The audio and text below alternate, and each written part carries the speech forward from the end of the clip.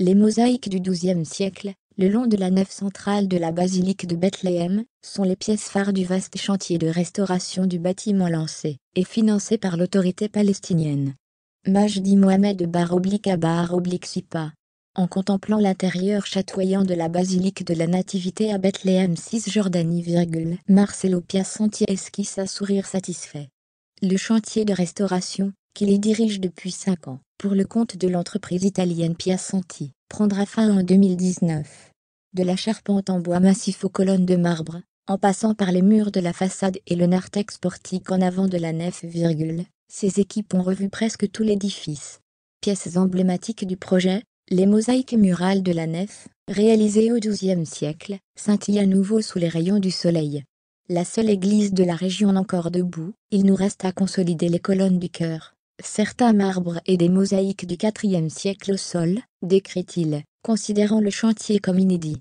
C'est l'unique église qui, dans la région, n'a pas été détruite par les invasions, les guerres ou un tremblement de terre, explique-t-il. Et c'est le plus grand projet de restauration en Cisjordanie.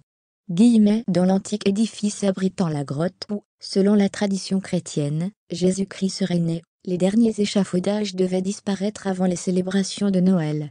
Malmenée par les intempéries, les périodes de conflit, notamment la seconde intifada 2000 à 2005, l'église reconstruite au VIe siècle sous l'empereur Justinien, et qui n'avait pas été rénovée depuis le XIXe siècle, menaçait de s'effondrer, lorsque l'autorité palestinienne a lancé le projet de restauration, en 2008. Avec l'accord des 3 églises chrétiennes, propriétaires, et gardiennes des lieux, les Grecs orthodoxes, les apostoliques arméniens, et les catholiques romains, Elle instaure un comité présidentiel palestinien pour piloter le projet. Après une série d'études internationales, les travaux commencent en septembre 2013. L'autorité palestinienne, qui connaît pourtant des difficultés financières chroniques, a participé à hauteur de 25% du budget total, 15,5 millions d'euros. Ce qui fait d'elle le premier contributeur, avant le secteur privé palestinien à 1,5 million d'euros, et les fonds étrangers. Cette église est un lieu de culte, mais aussi un site culturel et patrimonial, justifie Iman Nassar, représentant le comité présidentiel. La restaurer était une priorité nationale. L'autorité palestinienne considère aussi la basilique comme un site majeur, parce qu'elle peut y intervenir.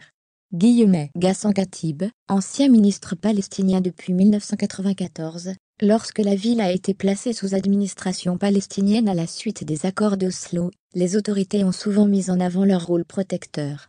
À plusieurs reprises, les présidents Yasser Arafat, puis Mahmoud Abbas se sont servis de la ville de naissance du Christ, surnommée le Prince de la Paix, pour promouvoir la cause palestinienne et la résolution du conflit avec Israël. Bethléem a toujours été un atout politique du leadership palestinien vis-à-vis du monde occidental, veut croire Ghassan Khatib, politiste et ancien ministre palestinien. En 2012, l'église de la Nativité et la route de pèlerinage, Bethléem devient le premier site inscrit au nom de la Palestine sur la liste du patrimoine mondial de l'UNESCO. Les Palestiniens, entrés dans l'institution l'année précédente, avaient avancé la dégradation de l'ensemble architectural, en partie à cause de l'inaction des forces d'occupation israéliennes. L'autorité palestinienne considère aussi la basilique comme un site majeur, parce qu'elle peut y intervenir, ajoute M. Khatib. Quitte à empiéter sur le rôle des églises. Sur d'autres sites revendiqués par les Palestiniens, tels que l'esplanade des mosquées à Jérusalem, ou la mosquée d'Ibrahim à Hébron, l'autorité palestinienne ne peut jouer un tel rôle du fait de l'occupation israélienne. Moins de 2% de chrétiens en Cisjordanie, la restauration a aussi une portée plus symbolique. Quand on voit que les églises, dans d'autres pays arabes, sont détruites, on est fier que le gouvernement palestinien prenne soin de notre basilique, avance Afif Touam, un ingénieur civil travaillant à sa restauration.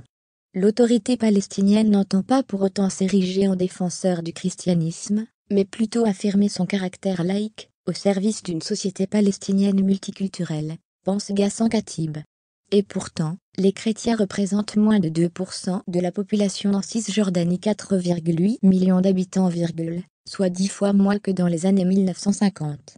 Leur départ serait motivé par l'occupation israélienne, le manque de perspectives économiques, ou encore l'inquiétude suscitée par la montée d'un islam fondamentaliste.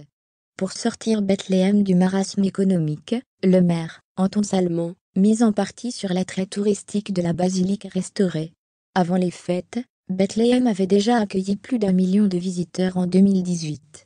Représentant 10 à 15% du PIB annuel en Cisjordanie, le tourisme, dont celui de pèlerinage, est un secteur clé de l'économie palestinienne. Claire Bastier, Jérusalem, correspondance. Réagissez ou consultez l'ensemble des commentaires.